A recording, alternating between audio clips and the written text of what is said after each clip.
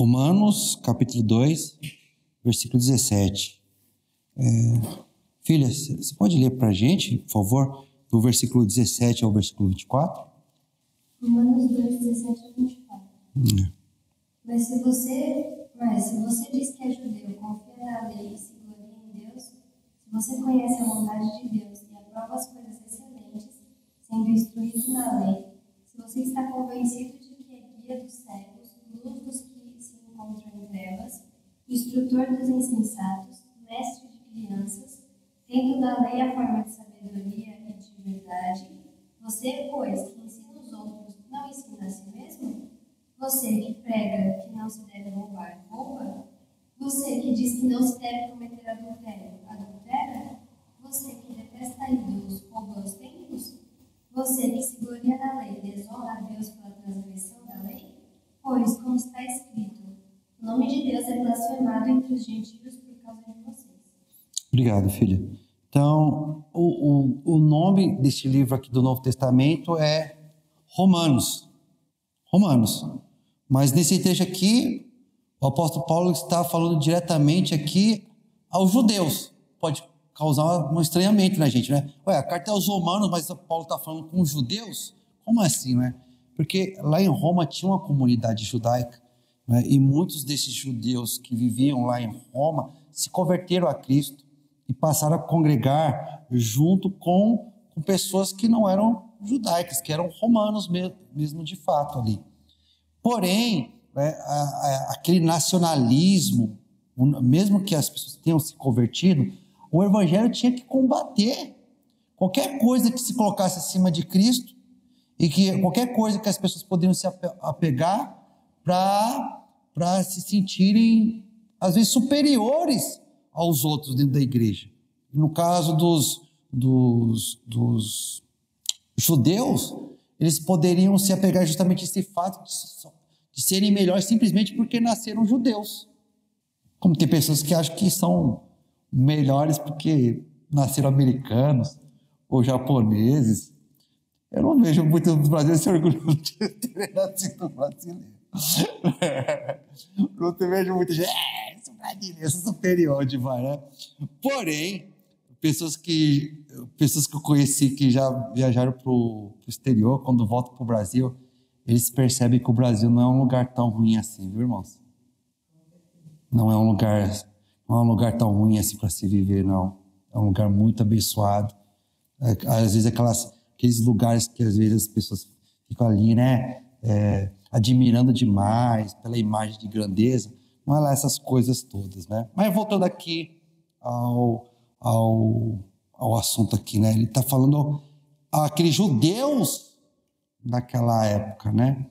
E que de uma certa forma estavam dentro da igreja e também dos possíveis judeus que viriam a se converter, que tivessem contato com esse livro, falaria isso com eles também. E também a gente pode contextualizar e fazer uma aplicação, ao meu ver, daquelas pessoas de uma certa forma que já nasceram no meio religioso, tá? Já nasceram na igreja.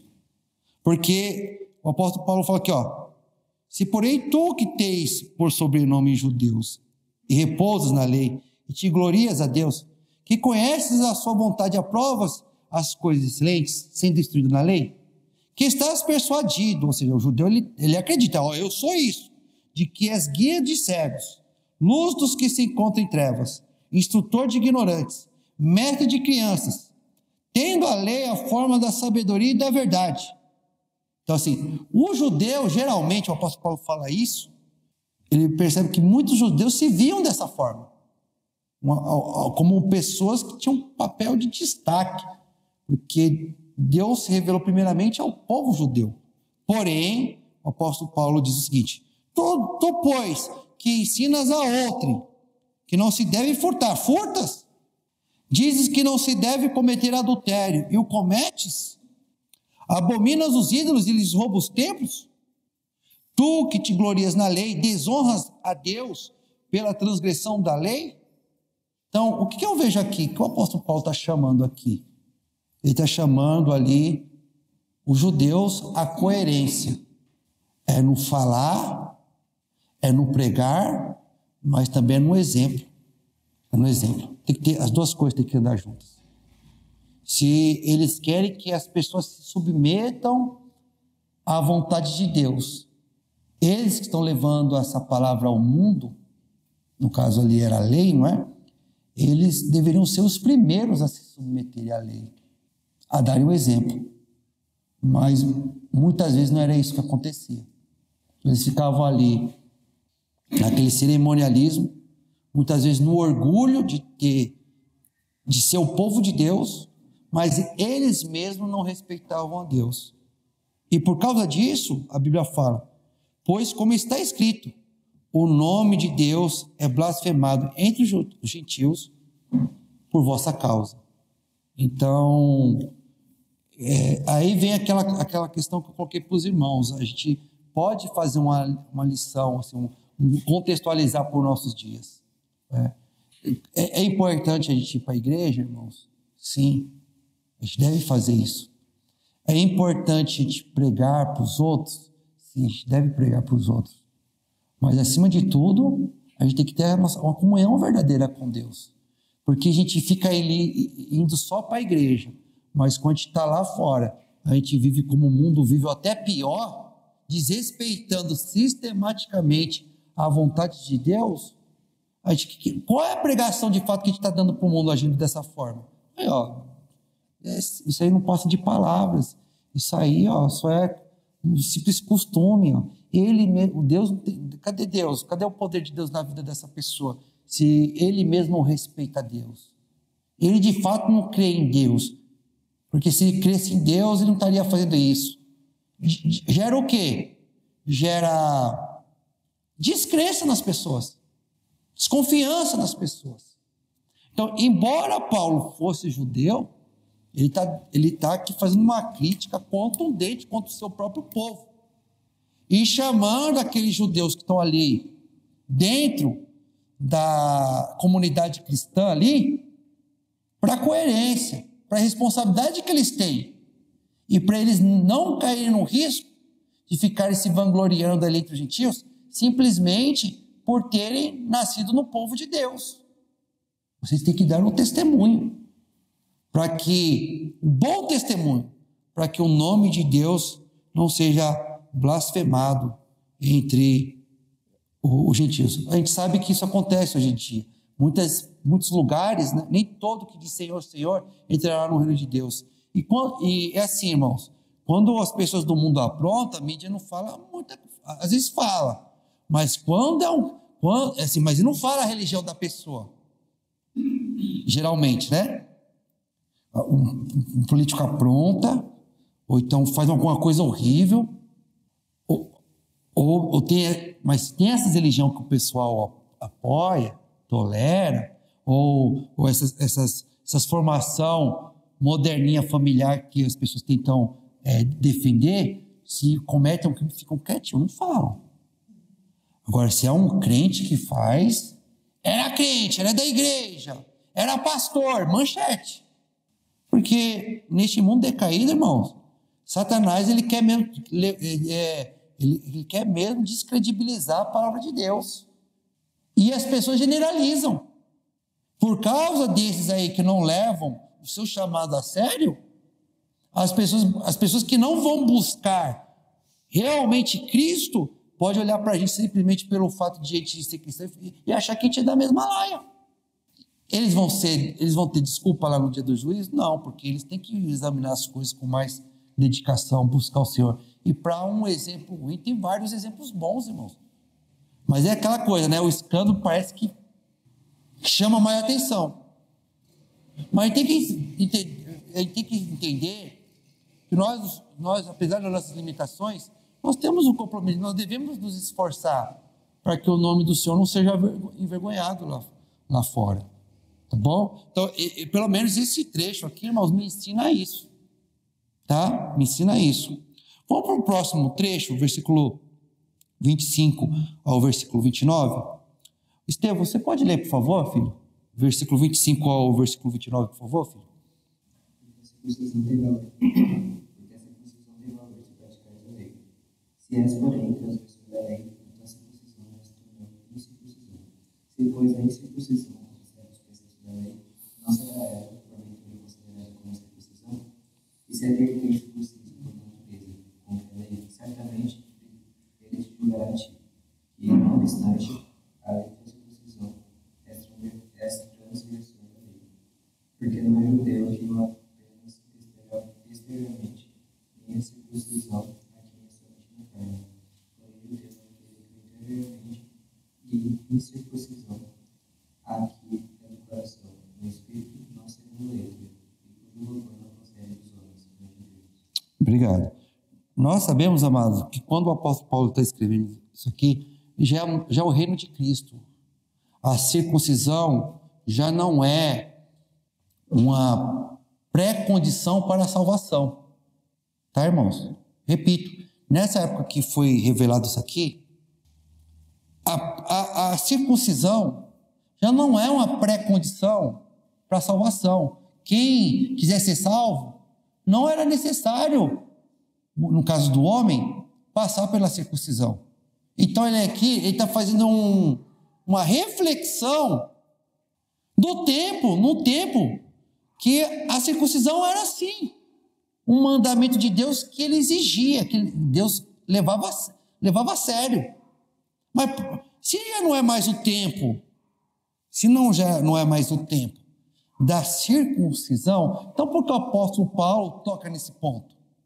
Porque ainda naquela época, embora não fosse uma pré-condição para a salvação, muitos judeus, inclusive aqueles que tinham se convertido a Cristo, ainda davam muita importância a isso e usavam isso como motivo para se acharem superiores, mais espirituais do que os outros irmãos. Eu sou um cristão classe A. Por quê? Porque eu sou um cristão classe A. Porque além de eu ter me entregado a Cristo, eu sou judeu e eu sou circuncidado. Você é circuncidado? Classe B. A gente viu esses problemas que estavam acontecendo lá no livro de Atos. A gente viu o apóstolo Paulo e Barnabé ali combatendo essas coisas dentro do seio da igreja, lá em Jerusalém. Chegou até em Antioquia. E se ele está falando isso para Roma, é porque esse tipo de problema acontecia em Roma. Tá? Agora, Deus levava, na época da aliança, Deus levava a sério a questão da circuncisão? Sim, irmão, muito sério. A gente vê aquela passagem lá que Deus quis matar Moisés porque ele não circuncidou os seus filhos. A gente viu lá no livro de Gênesis que Deus ordenou todo macho da sua família, seja filho seu ou servo seu, tem que circuncidar. Circuncidou homem velho, homem novo, criança. Pegou Isaac, um menino, e circuncidou, sem anestesia. Era uma operação de fimose. Então Deus levava muito a sério. Mas o Paulo veio para a verdadeira interpretação. Verdadeira interpretação. É importante? Deus leva em conta isso? Sim. Mas o mais importante para Deus, não é? O respeito para com a sua palavra. A circuncisão era uma expressão, a circuncisão era uma expressão da comunhão verdadeira do adorador com Deus. Agora, sem a comunhão verdadeira, aquela circuncisão ali perdia, de certa forma, o sentido. Se era simplesmente para se vangloriar, perdia o sentido. E é de uma certa forma isso que ele vai tratar aqui. Ele fala aqui, porque a circuncisão tem valor se praticares a lei. Se és, porém, transgressor da lei, a tua circuncisão já se tornou incircuncisão. Não é que a circuncisão não é importante, mas quando a pessoa despreza a comunhão dele com Deus, ele está desprezando essa circuncisão também. E vai lidando essa circuncisão. Reitero, irmãos, falando na época que ela o quê? Ela era válida. Tá? Versículo 26. Se, pois, a incircuncisão observa os preceitos da lei, se, pois, a incircuncisão observa os preceitos da lei, não será ela, porventura, considerada como circuncisão? Aqui o apóstolo Paulo, ele está chamando a atenção, irmãos, uma coisa que ele vai tratar muito no capítulo 7, tá bom? Que é a ideia de uma lei moral universal. Mesmo para aqueles povos que não tiveram acesso à lei de Deus? Deus colocou no coração de todo ser humano uma ideia básica de certo e errado. Ele talvez não poderia saber o nome de Deus, ele não conhecia detalhes sobre Deus, mas ele tinha uma ideia sobre a divindade. E quando a pessoa era sincera com aquele apelo moral, com aquela lei moral de Deus no coração, e respeitava aquilo, que o apóstolo Paulo está falando o seguinte: Deus valoriza mais essa pessoa, esse pagão, essa pessoa que não teve acesso à palavra, mas que tem esse sentimento de lealdade, de respeito, a lei moral que Deus colocou no coração de todo ser humano, é mais valioso para Deus esse, do que aquela pessoa que é circuncidada, mas não respeita a palavra de Deus. O apóstolo Paulo vai falar mais à frente que o judeu tinha uma vantagem por conhecer melhor a palavra de Deus. A gente vai tratar isso mais para frente. Mas o apóstolo Paulo está falando, isso aqui, Deus acaba, a pessoa que não teve acesso à palavra de Deus, mas ela não teve acesso, mas de uma certa forma ela respeita, de uma certa forma, aquilo que Deus acha que é correto, mesmo sem tendo conhecimento claro, Deus valoriza mais essa pessoa, no sentido que ele agrada mais a Deus essa pessoa, do que aquela pessoa que conhece a Bíblia inteira, mas não respeita Deus, não obedece, não mostra o temor a Deus. Aí ele fala aqui, versículo 27, e se aquele que é incircuncisado por natureza cumpre a lei, certamente ele te julgará a ti, que não obstante a letra e a circuncisão, és transgressor da lei, ele julgará a ti. Irmãos, aqui está o ponto, né? Cabe àqueles que mais têm dar o exemplo. É uma vergonha, não estou dizendo, tem que se alegrar quando as pessoas que não conhecem o Evangelho são pessoas honradas, são pessoas honestas, são pessoas verdadeiras. E tem que se alegrar com isso, porque a gente ama a justiça, mas tem que partir do nosso exemplo. Primeiro, nós devemos levar isso como responsabilidade de partir da gente o exemplo. Sabe por quê? Porque nós estamos mais perto da palavra de Deus, do conhecimento do Evangelho. Então é muito triste quando você vê uma pessoa, aqui está falando do judeu, mas estou falando agora da igreja, uma pessoa que é batizada, uma pessoa que vai para a igreja todo domingo, mas você não pode contar com aquela pessoa, porque a pessoa é mentirosa. A pessoa assume compromisso, de repente não aparece, não vem, não dá nenhuma justificativa. O que é isso, irmãos? Isso tem uma palavra, infidelidade. Não é fiel. Você não pode contar. Aí você vê uma pessoa lá que não tem compromisso com Deus, não aceitou Jesus como seu Salvador, mas quando ela fala uma coisa, ela promete. Se está lá o horário, está lá. Vai conversar com você, é uma pessoa controlada. Então, tem uma atitude honrada. Não está, de uma certa forma, essa atitude dessa... Não está julgando aquele crente que não leva a sério a sua vocação? Existe sim, irmãos. Existe sim pessoas lá fora que têm uma atitude muito mais correta do que muito crente. O crente tem uma vantagem porque ele assumiu, ele deu um passo para deu um sim para Jesus, mas valoriza esse sim para Jesus. Porque se ele não valoriza esse sim para Jesus, ele vai fazer aquele que é correto, que é mais correto do que ele lá fora, acha que não precisa de Jesus.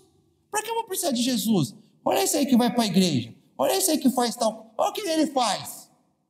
E é claro que é uma pessoa mesmo que é correta, pensa dessa forma, ela está se... Por mais que ela, socialmente falando, ela é respeitada, ela leva uma vida socialmente de prestígio, irmãos, isso não é o suficiente para salvá-la, ela precisa de Jesus, mas por causa dessa atitude descompromissada do povo de Deus, pode fazer com que essa pessoa, que tem qualidades, que poderia ser um servo muito útil no reino de Deus, vá para o inferno, porque vai se auto-justificar também. Versículo 28. Porque não é judeu quem o apenas exteriormente, nem é circuncisão a que é somente na carne. Porém, judeu é aquele que o é interiormente, e circuncisão a que é do coração, no espírito, não segundo a letra, e cujo louvor não procede dos homens, mas de Deus. Aqui é bom deixar também fazer um parêntese. Deus está fazendo, o verdadeiro judeu é aquele que não é simplesmente no exterior, mas no coração. Existiam naquela época, como eu acredito que existe nos dias de hoje, irmãos, mas em menos quantidade, porque hoje a gente está na sociedade da informação, nós estamos na sociedade da globalização, os espaços diminuíram. Se acontece uma coisa lá na China, logo, talvez no mesmo dia a gente já está sabendo. Na antiguidade não. Os acessos às culturas eram mais complicados. Mas como o apóstolo Paulo está falando, que aquela pessoa lá isolada, que às vezes não teve acesso à palavra de Deus revelada, mas teve acesso àquela lei moral que Deus coloca no coração dela. Se ela respeita a divindade de Deus, mesmo sem saber o nome dele ali, honrando a Deus ali naquela sociedade que não conhece Deus, porque Deus, ele honra essa pessoa, que vai ao coração. Mas que o apóstolo Paulo está falando o seguinte, não é isso assim, eu não preciso do evangelho, não preciso da palavra de Deus. Eu não preciso da palavra de Deus, não é isso que ele está querendo dizer. É que, como eu falei, ele está tentando chamar as pessoas para coerência. Para coerência. Tá? Para coerência. Tá? O mais importante para Deus é a comunhão verdadeira, interior, não no exterior. E ele está falando primeiramente para o judeu. Pare de ficar se justificando, colocando a base da sua confiança nesses símbolos exteriores. Você tem que ter uma aliança verdadeira com Deus. Tá? Podemos contextualizar isso também para os dias de hoje, irmãos? Por exemplo, Deus leva a sério o batismo? Extremamente importante, faz parte do plano de Deus para a salvação. 1 Pedro fala que o batismo não salva. Não como um simples banho para remoção da imundícia da carne, mas um ato de boa consciência para com Deus, um ato de entrega para com o Senhor. Um ato da alma para com o Senhor. Extremamente valioso. Mas se depois disso a pessoa não procura ter uma comunhão verdadeira com o Senhor, um respeito com o Senhor, só o batismo não vai salvar ela. Não vai salvá-la. Não basta começar uma aliança. Tem que manter essa aliança. Tem que cultivar essa aliança. Então, essa questão da circuncisão também me ensina nessa questão do tempo de hoje. Porque você faz uma aliança com Deus publicamente através do batismo. Você nasce da água, mas também tem que nascer do Espírito. Então, esse trecho me ensina isso. Tá, irmão? Alguém queria fazer alguma colocação, algum comentário a respeito dessas passagens aqui que eu li com vocês? Fiquem à vontade, tá? Tudo bem? Ficou claro? Tá dando para acompanhar? Então, vamos para o próximo trecho aqui. Jana, você pode ler para a gente aqui capítulo 3, do versículo 1 ao versículo 8? Qual é, pois, a vantagem do judeu? Ou qual a utilidade da circuncisão? Muitas, sobre todos os aspectos, principalmente porque aos judeus foram confiados os oráculos de Deus. E daí? Se alguns não creram, a incredulidade deles virá desfazer a fidelidade de Deus? De maneira nenhuma. Seja Deus verdadeiro e mentiroso todo homem, segundo está escrito, para seres justificado nas tuas palavras e venhas a vencer quando fores julgado. Mas se a nossa injustiça traz ao lume a justiça de Deus, que diremos? Porventura será Deus injusto por aplicar a sua ira? Falo como homem. Certo que não. Do contrário, como julgará Deus o mundo? E se por causa da minha mentira fica em relevo a verdade de Deus para a sua glória, por que sou eu ainda condenado como pecador? Por que não dizemos como alguns caluniosamente afirmam que o fazemos? Pratiquemos males para que venham bens? A condenação destes é justa. Obrigado. Então, o apóstolo Paulo, como eu de certa forma já tinha adiantado, quando a gente estava analisando o trecho anterior, ele fala assim, qual é a vantagem do judeu? Ou qual é a utilidade da circuncisão? Ele fala aqui muito sobre todos os aspectos. Muito sobre todos os aspectos. Principalmente porque aos judeus foram confiados os oráculos de Deus. É a mesma coisa, irmãos. Qual é a vantagem de uma pessoa, um jovem, uma moça que cresce numa família cristã? Muitas, irmãos. Muito, porque já está num ambiente propício que ele vai poder se desenvolver muito mais rápido do que uma pessoa que passou a vida toda no desconhecimento. Muito mais rápido. Que não é uma pessoa que quer evoluir em alguma coisa. Ela tem que tomar uma decisão rápida. Rápida, né? Não demorar muito para tomar aquela decisão. Porque quanto mais rápido você tomar essa decisão, mais tempo você vai ter para evoluir. Não é? Mais tempo você vai ter. Tem que ter um ambiente propício para aquilo. Ter aquilo acessível para você se desenvolver. Não é? Ter a palavra de Deus, ter orientação, ter pessoas que te animem. Eu estou falando em várias áreas da vida. Tá bom, irmão? Várias áreas da vida. Porque para você crescer, você precisa de tempo. E você decidindo isso e submetendo aos protocolos aquilo que você tem que fazer, tendo disciplina, você vai crescer, você vai evoluir. Não é? Agora, se você tem ali os meios, tem as condições, mas não decide e não se põe a seguir os protocolos, ou seja, aquilo que você deve fazer, mesmo quando você não tem vontade de fazer, você tem que fazer, porque não existe, quando eu falo assim, protocolos, irmãos, é que para tudo na vida existe um certo e um errado. É um jeito certo de se fazer. E Deus nos fala, meu filho, é assim que eu quero, é assim, assim, assim, assim. Para você ter o resultado, você tem que crer em Deus e se propor a fazer aquilo. Então, a pessoa que não tem isso, ela vai quebrar mais a cabeça, vai perder tempo, vai trazer mais sequelas. Não é impossível.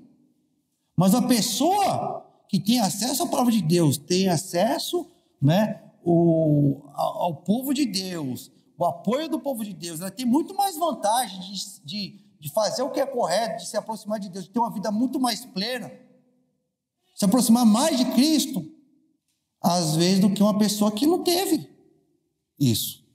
Não é? Agora, qual é o problema? O problema muitas vezes é que, pela facilidade, a pessoa não dá o devido valor. Não dá o devido valor. Tá? Então, os judeus tinham muita vantagem para servir. Eles tinham todas as ferramentas na mão ali, por assim dizer, para fazer aquilo que agradava a Deus. Ele tem que falar muito sobre todos os aspectos, principalmente porque aos judeus foram confiados os oráculos de Deus. Eles tinham orientação específica do Senhor.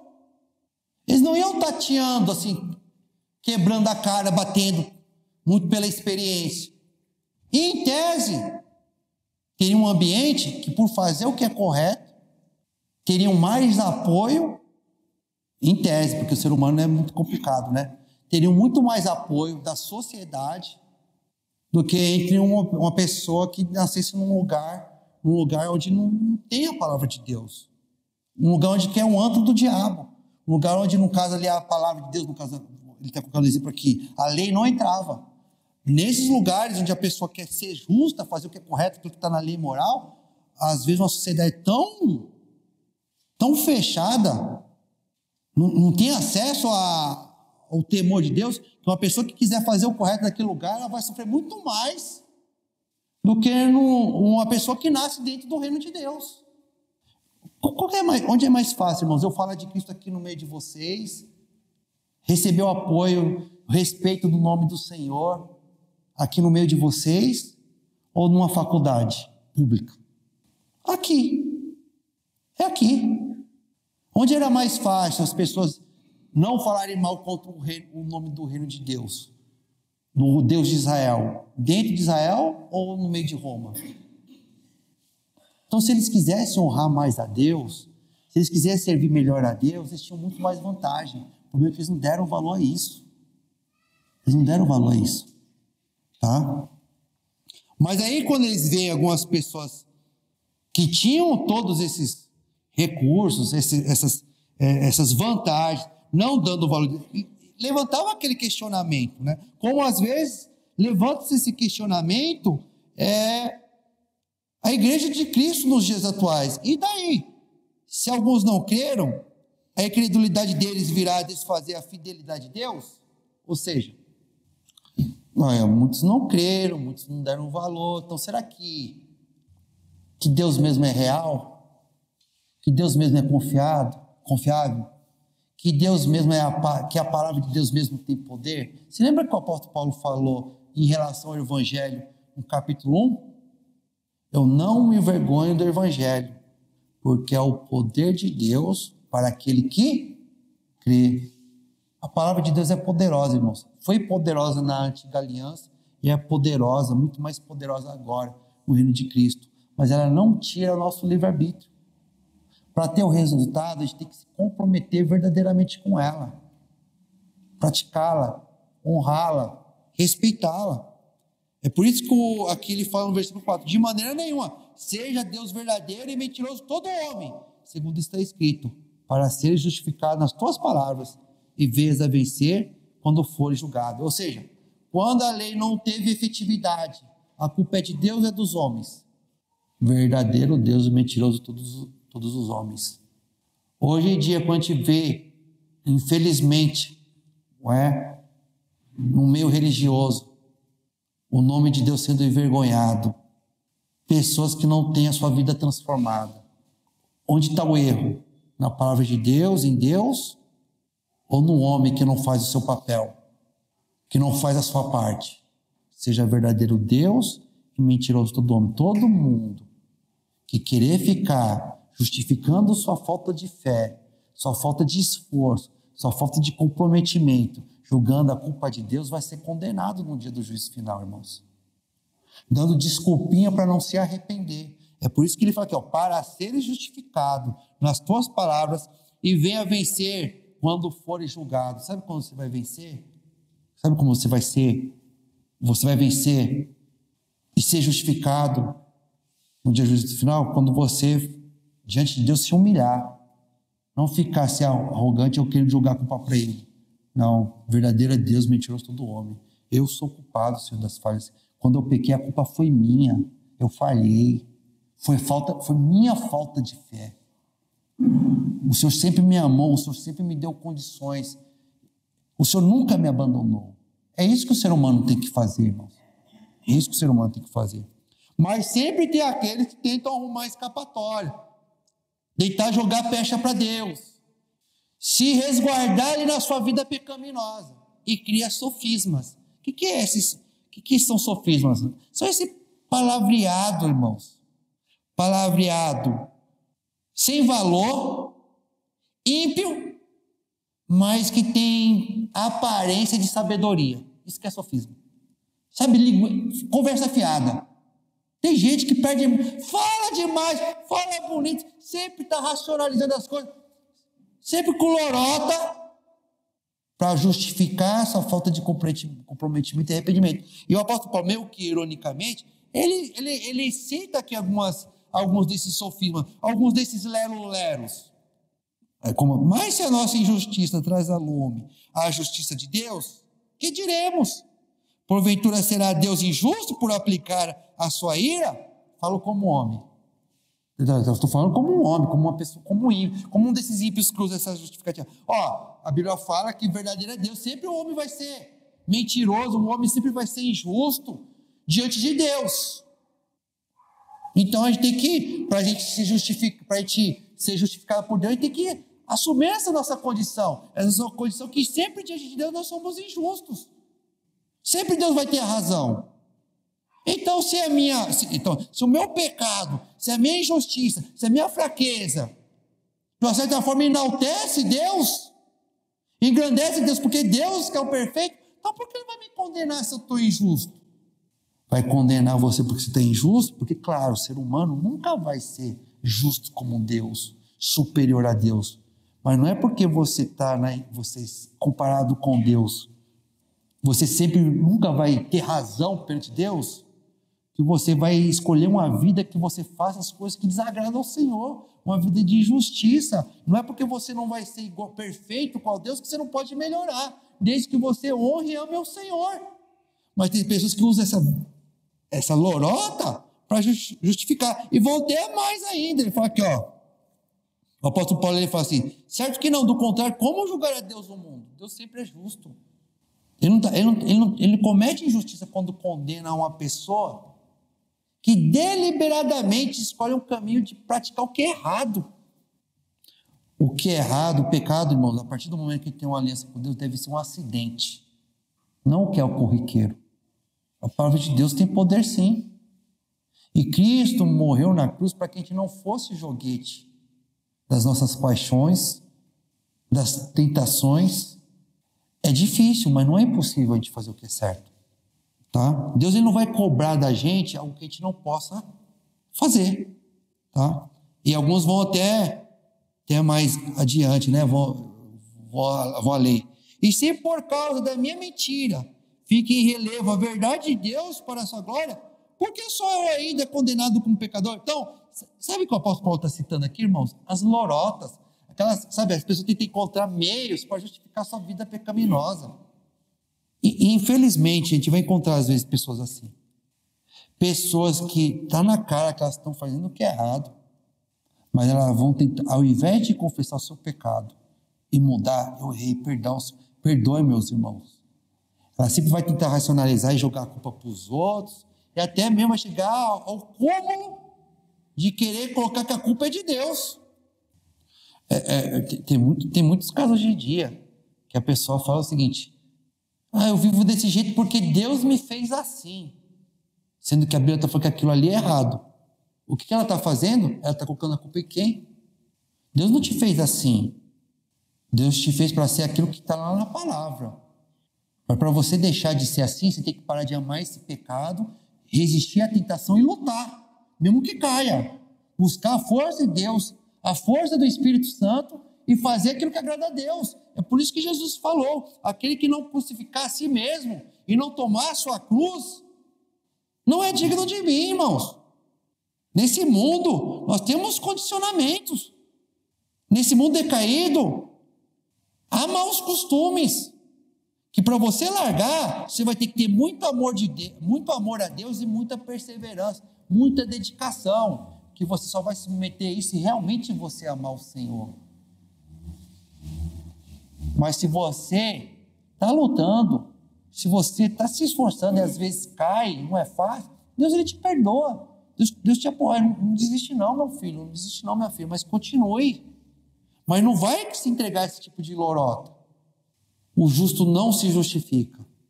Se eu fosse usar uma frase para sintetizar isso que o apóstolo Paulo está ensinando aqui para a gente: o justo não se justifica, o justo se arrepende dos seus erros. E quando ele mostra um coração arrependido, contrito, é Deus que o justifica. É Deus que dá a libertação para ele. Porque ele vê que aquela pessoa está lutando contra gigantes, lutando contra exércitos numerosos. Uma luta que sozinho talvez sim seria perdida, mas como ele faz por amor a Deus, Deus dá a vitória para ele. Eu estou falando de vícios, irmãos. Eu estou falando de maus comportamentos, coisas que afastam você da presença de Deus. Não procurar essa facilidade que o mundo prega aqui, de ficar, mas Deus é superior, ficar racionalizando as coisas. E por que não dizemos, como alguns caluniosamente afirmam que o fazemos? Pratiquemos males para que venham bens. A condenação destes é justa. Olha só, algumas pessoas estavam caluniando os cristãos falando isso. E por que não dizemos, como alguns caluniosamente afirmam que o fazemos?